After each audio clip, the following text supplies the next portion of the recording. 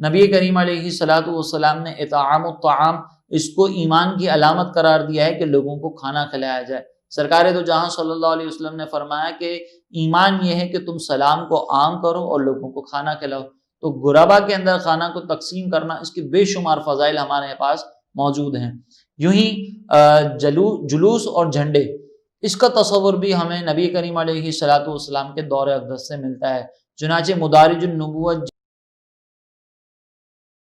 جلد نمبر 2 صفحہ نمبر 62، اس میں ایک روایت موجود ہے کہ جب آقا دو جہاں صلی اللہ علیہ وسلم مدینہ منورہ کی طرف ہجرت فرما رہے تھے تو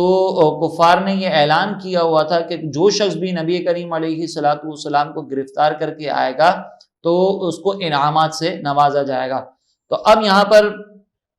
جب انعامات کی لالچ کا کسی نے جب اعلان کیا گیا تو بریدہ اسلمی نامی ایک شخص تھے جو اس انعام کی لالچ میں نبی کریم علیہ السلام کے پاس حاضر ہوئے اور چاہا کہ آپ کو گرفتار کر لیا جائے۔ ابھی آپ مدینہ منورہ میں داخل نہیں ہوئے تھے، لیکن جب بریدہ اسلمی سرکار کی بارگاہ میں پہنچے اور چہرہ مصطفیٰ پر جب ان کی نظر پڑی تو وہ اپنا دل نبی کریم علیہ الصلوۃ والسلام کو دے بیٹھے اور ایمان لے کر آ گئے۔ اور پھر اس کے بعد انہوں نے نبی کریم علیہ الصلوۃ والسلام سے فرمایا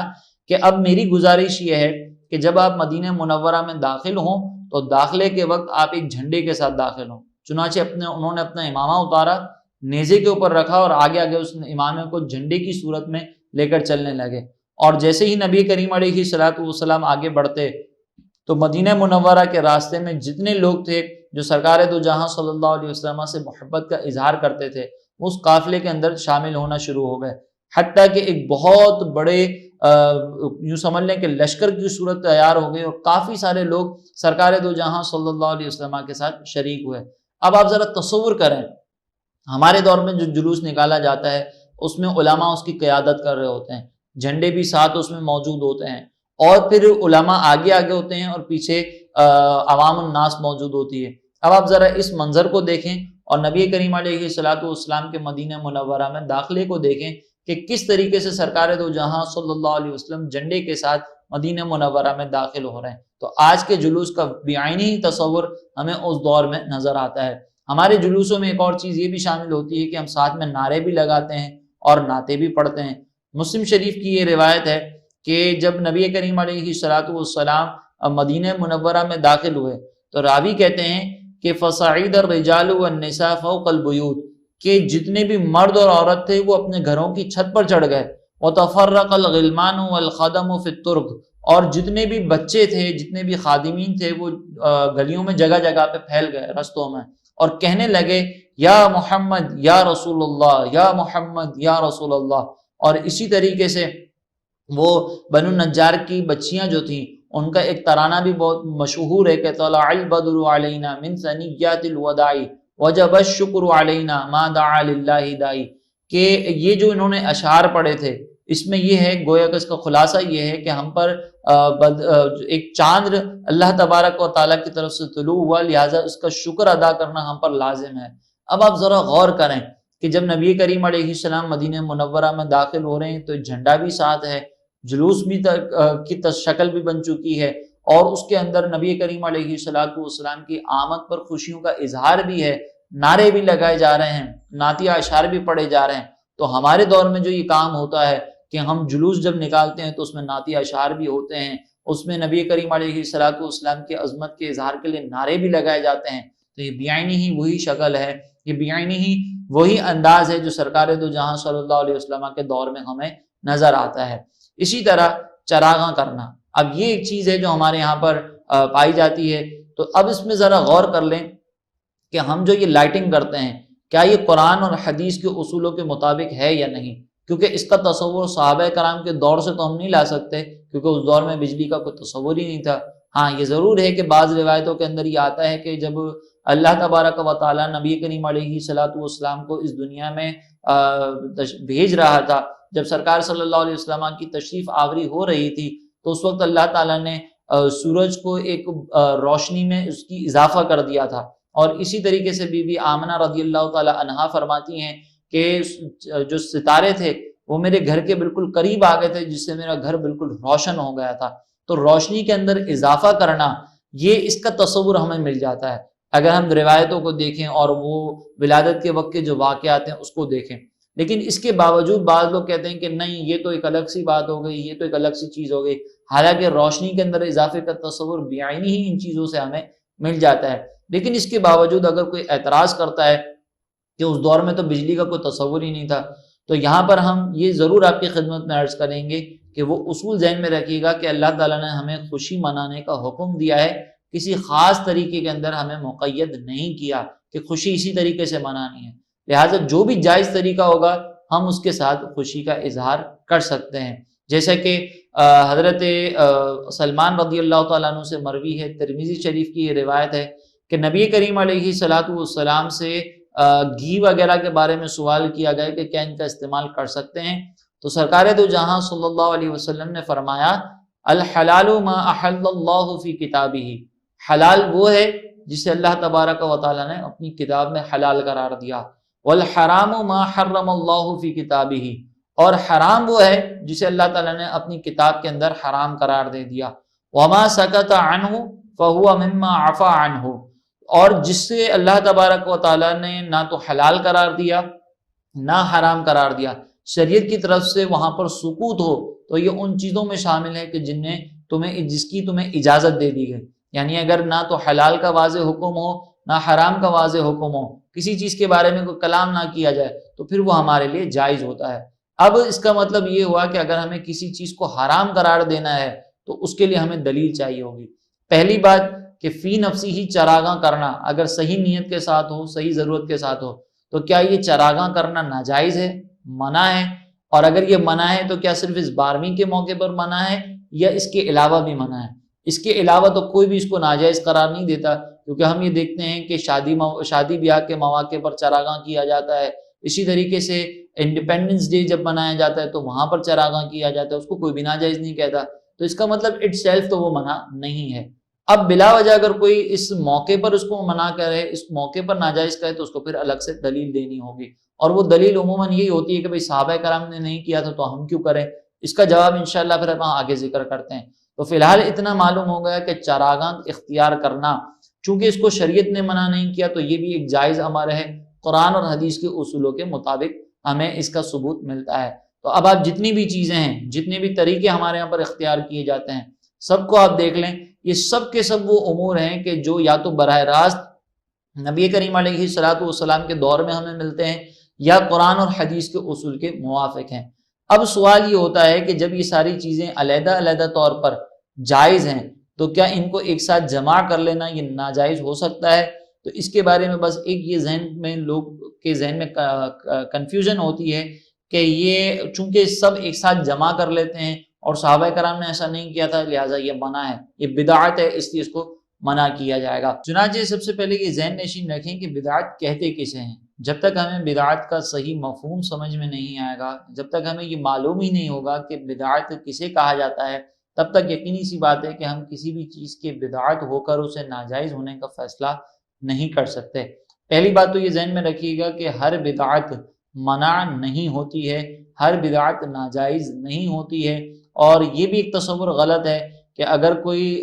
کام جو ہے نبی کریم علیہ الصلوۃ والسلام، صحابہ کرام اور تابعین کے دور کے بعد شروع ہوگا تو بدعت ہے، ورنہ بدعت نہیں ہے. یہ تمام چیزیں، تصورات ہمارے یہاں پر جو بیان کیے جاتے ہیں اس کی کیا حقیقت ہے اس کے بارے میں جاننے کے لیے سب سے پہلے یہ ذہن نشین رکھیں کہ بدعت کا مطلب ہوتا ہے کہ سابقہ مثال کے بغیر کوئی نیا کام کرنا. یعنی سابق میں ہمیں کوئی مثال نہ ملتی ہو، جیسے اللہ تبارک و تعالیٰ نے اپنے آپ کو فرمایا بدیع السماوات، کہ بغیر کسی نمونے کے، بغیر کسی مثال کے زمین اور آسمان کو پیدا فرمانے والا. اب آپ ذرا غور کریں کہ لفظ بدعن کا مطلب یہ ہے کہ کوئی بھی ایسی چیز کہ جس کی کوئی سابق میں مثال نہ ملتی ہو. لیکن اگر ہم میلاد کے تمام امور کو دیکھیں تو اس کی مثالیں ہمیں سابقہ ادوار میں مل جاتی ہیں کہ ہم جو بھی عمل انڈیویجولی اختیار کرتے ہیں وہ ہمیں انڈیویجول طور پر نبی کریم علیہ الصلوۃ والسلام کے دور مقدسہ میں بھی مل جاتے ہیں. اب ایک چیز بس یہ رہ جاتی ہے کہ ان کو مجتمع کرنا، ایک جگہ پر جمع کر کے ان کو میلاد کا نام دینا، تو اس کا تصور ہمیں وہاں پر نہیں ملتا. تو اس اعتبار سے ہو سکتا ہے کہ کوئی اس کو بدعت قرار دے دے، لیکن کیا اس کو بدعت قرار دینے کی بنیاد پر یہ ناجائز ہو جائے گا؟ تو سب سے پہلے یہ ذہن میں رکھیں کہ بدعت ہر وہ کام ہے شرعی اعتبار سے کہ جو نبی کریم علیہ الصلوۃ والسلام کے دور مقدسہ میں جاری نہ ہو اور آپ کے دور مقدسہ کے بعد چاہے صحابہ کرام کا دور کیوں نہ ہو اس میں جاری ہوا ہو. جیسے کہ امام نووی فرماتے ہیں تہذیب الاسماء جلد نمبر 3 صفحہ نمبر 22 پر، وہ کہتے ہیں کہ البدعۃ ہی احداث ما لم یکن فی عہد رسول اللہ. بدعت وہ نیا کام ہے کہ جو نبی کریم علیہ الصلوۃ والسلام کے دور میں نہیں تھا. اور اس کی تائید بخاری شریف کی ایک روایت ہے جو حدیث نمبر 2010، اس میں حضرت عمر رضی اللہ تعالیٰ عنہ سے مروی ہے کہ ایک مرتبہ حضرت عمر رضی اللہ تعالیٰ عنہ جب آپ کا دور مقدسہ تھا تو اس میں آپ ایک مرتبہ مسجد میں آئے تو آپ نے دیکھا کہ رمضان کے مہینے میں لوگ مختلف مقامات پر علیحدہ علیحدہ طور پر نمازیں ادا کر رہے تھے. کچھ لوگ ایک امام کے پیچھے پڑھ رہے تھے، کچھ لوگ انفرادی طور پر نماز تراویح ادا کر رہے تھے. تو حضرت عمر نے کہا کہ میرا دل یہ چاہتا ہے کہ میں ان تمام کو ایک امام کے پیچھے جمع کر دوں.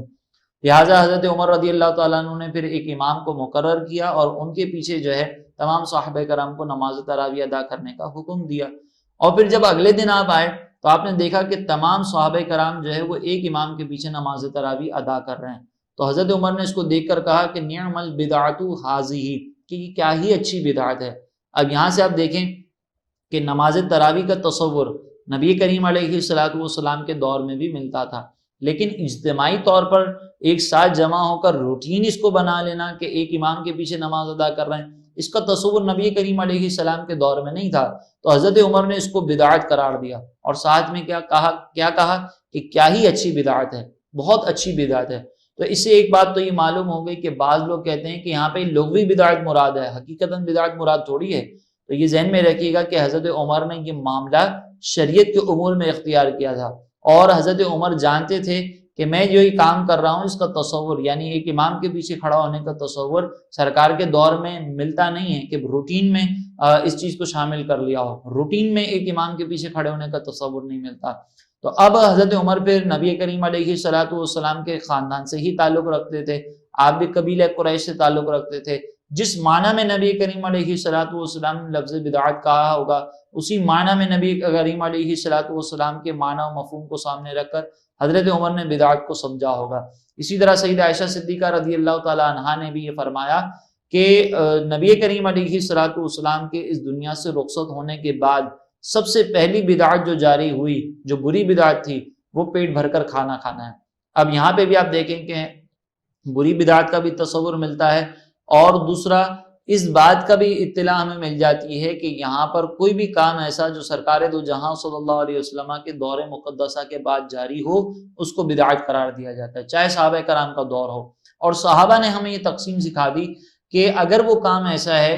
کہ جو قرآن اور حدیث کے اصولوں سے متصادم نہیں ہے، ان سے ٹکراتا نہیں ہے، ان کے خلاف نہیں ہے، تو وہ اچھی بدعت کے اندر آئے گا، بدعت حسنہ کے اندر آتا ہے. اور اگر وہ کام ایسا ہے جو قرآن اور حدیث کے اصولوں کے سے ٹکراتا ہو، اس کے خلاف ہو، تو پھر اس کو ہم بدعت سیئہ کہتے ہیں. اسی طرح آپ ذرا غور کریں کہ یہ جو دو باتیں بیان کی ہیں اس کی مزید ڈیٹیل ہمیں مسلم شریف کی روایت سے ملتی ہے کہ مسلم شریف میں یہ روایت ہے کہ نبی کریم علیہ الصلوۃ والسلام نے ارشاد فرمایا کہ من سنّ سنتاً حسنتاً، کہ جس نے ایک بھی نیا کام جاری کیا، یا ایک اور مقام پر فرمایا کہ من سنّ سنت خیر،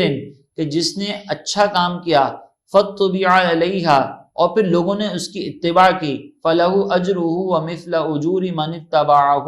تو اس کے لیے اس کام کو جاری کرنے کا بھی اجر ہے اور ان لوگوں کا بھی اجر ہے کہ جو اس پر عمل کرتے رہیں گے، اور ان کے عمل کرنے والوں کے اجر میں کوئی کمی بھی نہیں واقع ہوگی. اور اسی طریقے سے اگر کسی نے کوئی برا طریقہ جاری کیا تو سرکار نے اس کے بارے میں فرمایا کہ جس نے برا طریقہ جاری کیا تو اس کو اس برا طریقہ جاری کرنے کا بھی گناہ ملے گا، اور جو اس کی اتباع کرے گا وہ بھی اسی میں ہی شامل ہوگا، اس کا گناہ بھی اس کے اوپر آئے گا، اور ان کے گناہ میں کسی قسم کی کوئی کمی نہیں ہوگی. یہاں پر سرکار نے فرمایا کہ جس نے کوئی نیا طریقہ جاری کیا، اور ایک اور روایت میں فرمایا کہ من سنّ فی الاسلامی سنتاً حسنتاً، جس نے اسلام میں کوئی نیا طریقہ جاری کیا. اور وہاں پر اس کی وضاحت یہی ہے کہ جس کا تصور نبی کریم علیہ الصلوۃ والسلام سے ہمیں اس حد تک مل جائے کہ وہ قرآن اور حدیث کے اصولوں سے متصادم نہ ہو اور پھر اس کو مسلمانوں کے درمیان رائج کیا جائے، تو اس کو کہا جاتا ہے کہ یہ نیا طریقہ ہے. یہ ایک اچھا طریقہ ہے جس کو جاری کیا گیا ہے، تو اب اس سے اسلام کو تقویت پہنچتی ہے۔ تو یہ تقسیم کے اچھی بدعت اور بری بدعت یہ بھی اپنی طرف سے بیان نہیں کی گئی، بلکہ اس کا تصور بھی ہمیں حدیث مبارکہ سے ملتا ہے۔ یوں ہی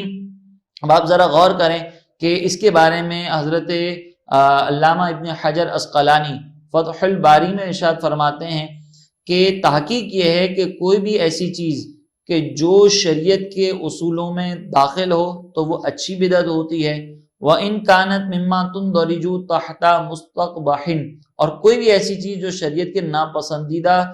شریعت کی نگاہوں میں ہو، شریعت کے اصولوں سے متصادم ہو، فَهِيَ مُسْتَقْبَحَةٌ، تو وہ بری بدعت ہے۔ لیکن اب آپ ذرا غور کریں کہ انہوں نے یہ فرمایا کہ بعض امور ایسے ہوتے ہیں کہ جو نہ تو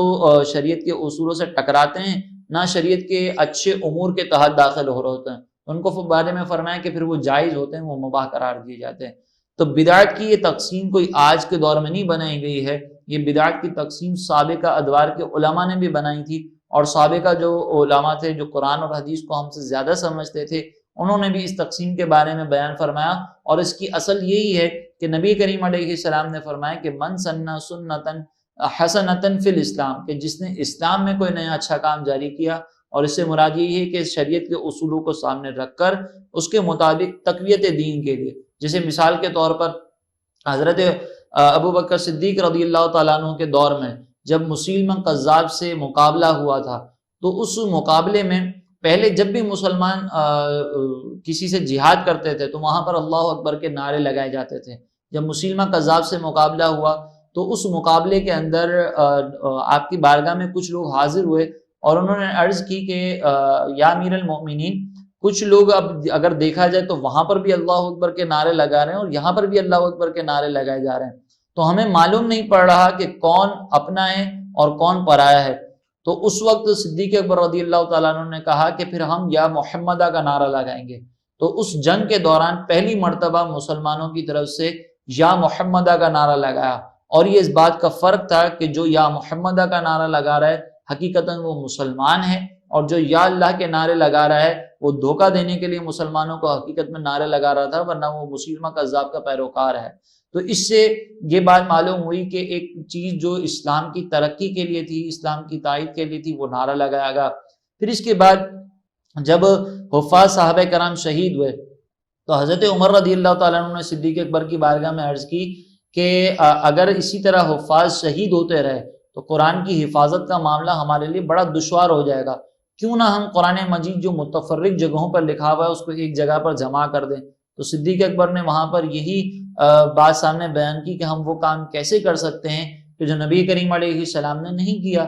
تو صدیق اکبر رضی اللہ تعالیٰ عنہ کا یہ جواب سننے کے بعد حضرت عمر فرماتے ہیں کہ میں یہ کہتا رہا کہ اس معاملے میں خیر ہے خیر ہے، حتیٰ کہ اللہ تبارک و تعالیٰ نے صدیق اکبر رضی اللہ تعالیٰ عنہ کا سینہ کشادہ کر دیا اور وہ میری بات مان گئے، اور پھر اس کے بعد ہم نے قرآن کو جمع کر لیا۔ اب قرآن کا متفرق طور پر مختلف مقامات پر لکھا جانا کہ سرکار کے دور میں نہیں تھا، صحابہ کرام کے دور میں جب اس پر ڈسکشن ہوئی تو وہی خدشہ ذہن میں آیا کہ جو سرکار کے دور میں نہ ہو ہمارے دور میں ہوگا تو وہ تو بدعت ہو جائے گا۔ تو پھر حضرت عمر نے سامنے سے جب دلائل ذکر کی کہ یہ خیر کا معاملہ ہے تو صدیق اکبر رضی اللہ تعالیٰ عنہ اس طرف متوجہ ہوئے اور تمام صحابہ کرام نے اس کو ایکسیپٹ کیا اور قرآن مجید جمع ہو گیا۔ تو یہ بھی ایک اچھی بدعت قرار دی گئی۔ تو اب یہ جو اچھی بدعت یا بری بدعت کا تصور ہے یہ کوئی آج کے دور کے مسلمانوں نے نفسانی خواہشات کے مطابق نہیں کیا، بلکہ یہ تو ہمیں خود نبی کریم علیہ السلام کے دور سے، صحابہ کرام کے دور سے تقسیم ملتی ہے۔ اب اس کے بعد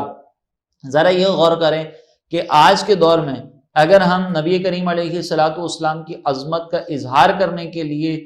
سال میں ایک مرتبہ خوشی کا اظہار کرتے ہیں، اس انداز سے خوشی کا ایک مرتبہ کہ نبی کریم علیہ السلام کی ولادت کا جو دن ہے خاص اس دن میں اہتمام کرتے ہیں تاکہ بچوں کے دلوں میں عظمت مصطفیٰ داخل ہو، لوگوں کو اس دن کی قدر معلوم ہو، لوگوں کو نبی کریم علیہ السلام جیسی عظیم جو نعمت ملی ہے اس کا احساس ہو۔ تو یہ اسلام کی ترقی کے لیے ہے یا اسلام کے زوال کے لیے؟ یقینی سی بات ہے کہ اس سے اسلام کو عروج ملتا ہے۔ تو یہ حدیث مبارکہ کے مطابق اچھے طریقے کے اندر شامل ہوگا، اور جس نے بھی اس کو جاری کیا اور جس نے بھی اس کا اہتمام کیا، خود نبی کریم علیہ السلام نے اس دن کو سیلیبریٹ کیا تو اس کا اجر خود نبی کریم علیہ الصلوۃ والسلام تک اور اس طریقہ کار کو اختیار کرنے والے، اس کو جاری کرنے والے کو ملے گا، اور یہ بالکل اچھی بدعت کے اندر داخل ہوگا، اور اس میں کسی قسم کی کوئی قباحت نہیں ہے کہ اگر صحابہ کرام نے جمع نہیں کیا تھا تو ہم بھی نہیں کر سکتے۔ جب صحابہ کرام وہ کام کر سکتے ہیں جو شرعی اصولوں کے مطابق ہو لیکن نبی کے دور میں نہ ہو، انہوں نے اپنے دور میں کیا، تو ہمیں بھی اس بات کی اجازت صحابہ کرام کی طرف سے ملتی ہے کہ اگر صحابہ نے کوئی کام نہیں کیا لیکن وہ دین کی تقویت کا باعث ہے تو ہم وہ کام اختیار کر سکتے ہیں۔ اس کے بعد اب یہاں پر دو بڑے اعتراضات بس رہ جاتے ہیں، اور ان میں سے ایک اعتراض کا جواب اگرچہ میں ضمناً دے چکا ہوں لیکن اس کو تھوڑا سا واضح کر دوں کہ بعض لوگ یہ کہتے ہیں کہ تم پورے سال میں ایک دن کیوں کرتے ہو اور ایک دن کو فکس کیوں کر لیا؟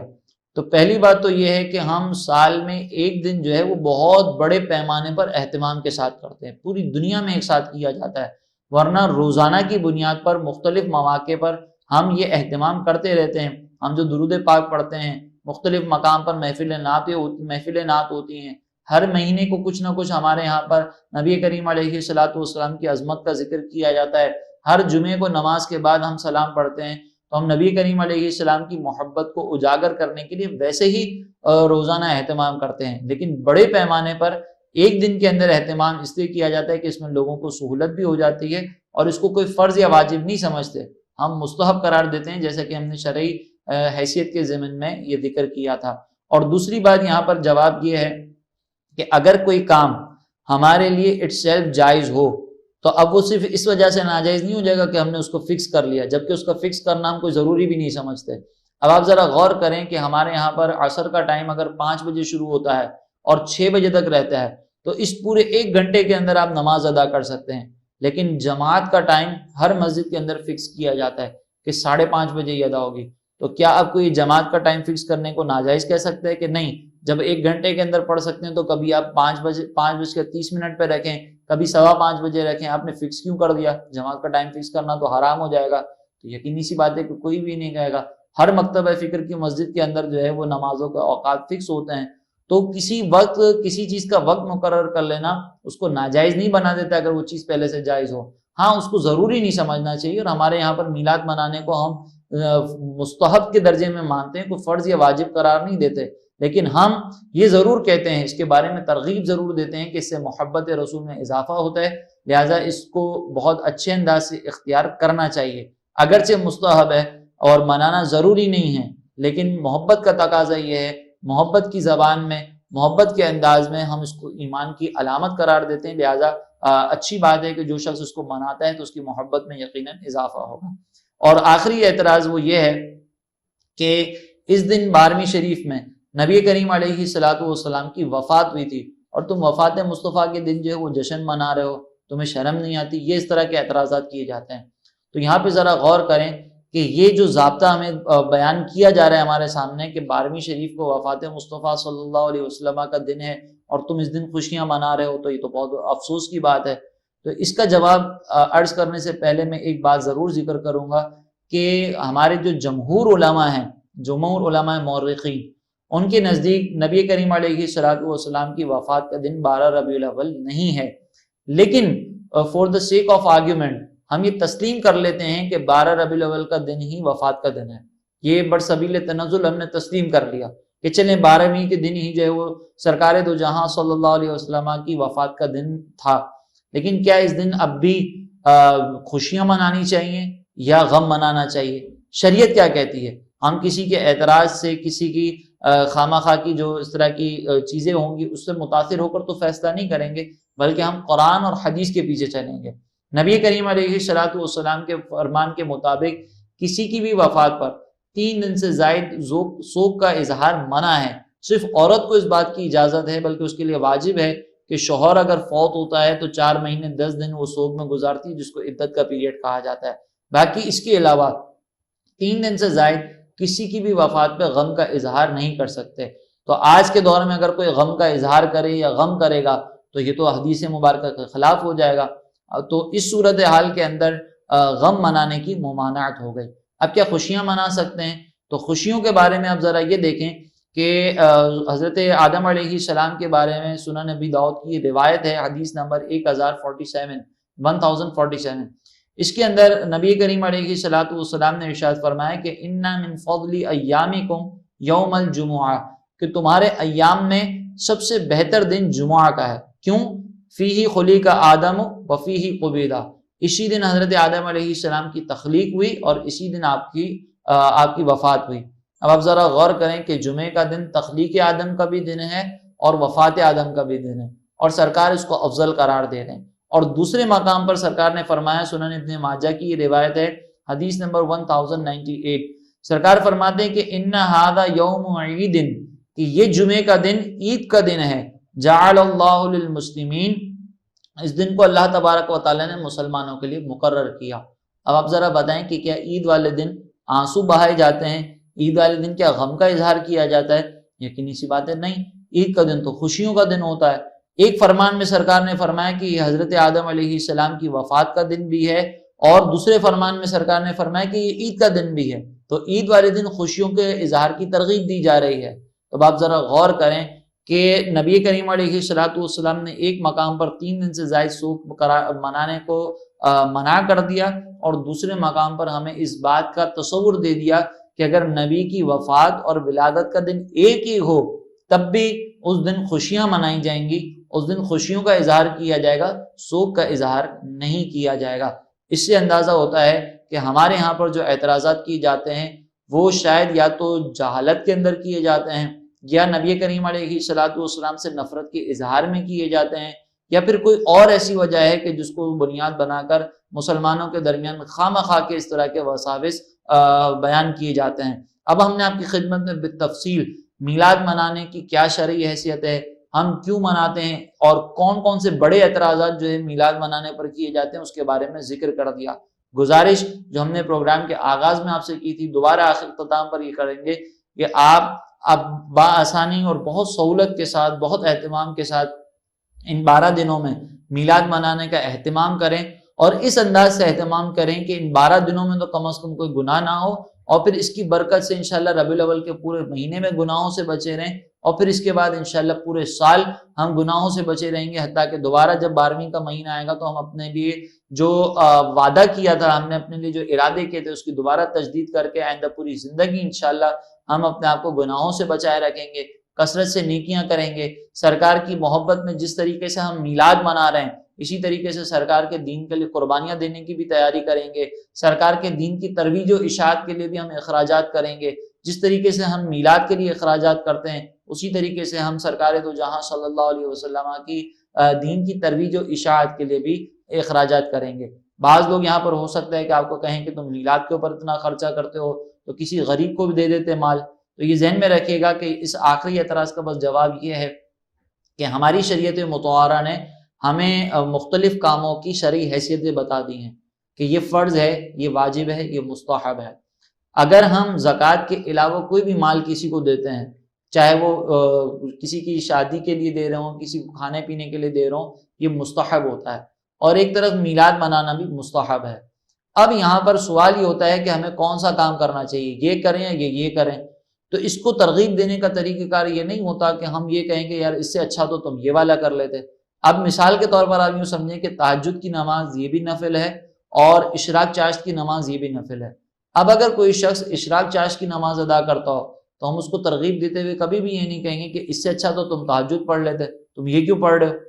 اب ہم ترغیب دیتے ہوئے جملے اپنے چینج کریں گے کہ یار تم اشراق چاشت پڑھتے ہو تو اس پر استقامت کے ساتھ ساتھ بہتر ہے کہ تم تہجد بھی پڑھ لو، وہ زیادہ افضل ہے۔ تو اسی طرح ہمیں یہ کہنا چاہیے کہ محبت کا تقاضا یہ ہے کہ ہم یوں کہیں کہ تم میلاد اگر منا رہے ہو تو میلاد کے جہاں پر دیگر اخراجات کر رہے ہو، ان اخراجات کے اندر تھوڑا سا غربا کا بھی خیال کر لو، یہ نہیں کہ اس کو چھوڑ کر وہ اختیار کر لو۔ یہ تو شاید ایسا محسوس ہوتا ہے کہ ہم کسی کو میلاد منانے سے روک رہے ہیں، بلکہ اگر ہم اس کے بارے میں یوں کہیں، یہ ترغیب دیں کہ تم میلاد اگر منا رہے ہو تو میلاد کے جو جتنے اخراجات ہیں اس کے ساتھ ساتھ غربا کے اوپر خرچ کرنے کو بھی شامل کر لو، اور اس کو بھی میلاد کے تحت داخل کر لو۔ یہ ہے وہ انداز جو محبت والوں کا انداز ہوتا ہے، یہ ہے وہ انداز جو نبی کریم علیہ السلام کی میلاد منانے والوں کا انداز ہوتا ہے کہ وہ غربا کو بھولتے نہیں ہیں، اور نہ میلاد کے جو امور ہیں ان کو چھوڑتے ہیں، بلکہ وہ ہر چیز کو ساتھ لے کر اپنا جو انداز ہے اس کو سامنے رکھ کر پھر لے کر چلتے ہیں۔ اگرچہ یہاں پر یہ ضرور ذہن میں رکھیے گا کہ غریب کی مدد کرنا اب دیگر اخراجات کے مقابلے میں زیادہ فضیلت کا حامل ہے، اس کی اگر ہم مدد کریں گے تو یہ زیادہ فضیلت ہے۔ چنانچہ اگر کوئی شخص یوں کرتا ہے کہ غریب کو پیسہ دے رہا ہے اور سارا پیسہ غریب کو دے دیا اور دیا میلاد کے نام پر ہے، میلاد سے چڑھ کر نہیں دیا، تو پھر اس کے لیے زیادہ اجر و ثواب ہوگا۔ اور اگر کوئی شخص یہ کرتا ہے کہ وہ کچھ حصہ غریبوں کو دیتا ہے، کچھ حصہ ادھر خرچ کر لیتا ہے کہ میلاد کے دیگر محافل کے اندر بھی، اس پہ بھی اجر و ثواب کا ترتب ہوگا۔ اور اگر غریب کو نہ بھی دے اور یہ کام کر لے تو یہ ایسے ہی ہے کہ تہجد نہ پڑھے لیکن اشراق شاہ سے اگر پڑھا ہے تو اس کا ثواب بھی اس کو ضرور ملے گا۔ تو یہاں پر بھی یہی ہے کہ غربا کو دینے کا جو ثواب تھا وہ اس کو نہیں ملے گا، لیکن یہاں پہ بہرحال اس کو ثواب کا ترتب ضرور ہوگا۔ اگر کوئی یوں کہتا ہے کہ بھئی اس کو چھوڑ کر وہ کام کرو، تو وہاں پر آپ کو تھوڑا سا اس بات پر احساس ضرور کر لینا چاہیے کہ شاید میلاد سے چڑھ کر کہہ رہا ہے یا میلاد کی نفرت میں کہہ رہا ہے یا کوئی اور اس کے پیش نظر بہرحال بات ہوگی۔ لیکن اگر کوئی اس طرح کی ترغیب دیتا ہے کہ میلاد کے نام پر کسی کو غریب کو دے دو یا میلاد کے نام پر کسی غریب کا خیال رکھ لو، اس سے سرکار دو جہاں صلی اللہ علیہ وسلم کو زیادہ خوشی ہوگی، تو یہ ایک اچھی ترغیب ہے۔ اگر کوئی اس انداز سے ترغیب دیتا ہے تو وہ سچا عاشق رسول ہمیں محسوس ہوتا ہے، اور یقینی سی بات ہے کہ ہم پھر اس کی بات کی اتباع اگر کرتے ہیں تو اس میں کوئی حرج نہیں ہے۔ لیکن یہ ذہن میں رکھیے گا کہ میلاد کے جتنے بھی امور ہیں، کوئی بھی معاملہ ناجائز نہیں ہے، گناہ نہیں ہے، بدعت نہیں ہے۔ خوشیوں کے ساتھ میلاد منائیں، جس بھی نیک محفل میں جائیں، ہمیں اور مین ٹی وی کی پوری ٹیم کو ضرور ذہن میں رکھیے گا، ان کو ضرور اپنی دعا میں یاد رکھیے گا، اور ہمارے لیے بھی کوشش کریں کہ اللہ تبارک و تعالیٰ یہ دعا کریں کہ اللہ تعالیٰ ہمیں بھی اچھے انداز سے مین ٹی وی پر آئندہ جو پروگرامز آنے والے ہیں وہ آپ کی خدمت میں پیش کرنے کی توفیق عطا فرمائیں، اور اچھے انداز سے میلاد کے اس موقع پر جو ہماری شریعت کا پیغام ہے وہ آپ تک پہنچانے کی توفیق عطا فرمائیں۔ میلاد کے جتنے بھی جلوس ہیں، جتنے بھی اجتماعات ہیں، تمام کی حفاظت فرمائیں۔ آمین۔ وما علینا الا البلاغ المبین۔ مرحبا مرحبا مرحبا مرحبا مرحبا مرحبا مرحبا مرحبا مرحبا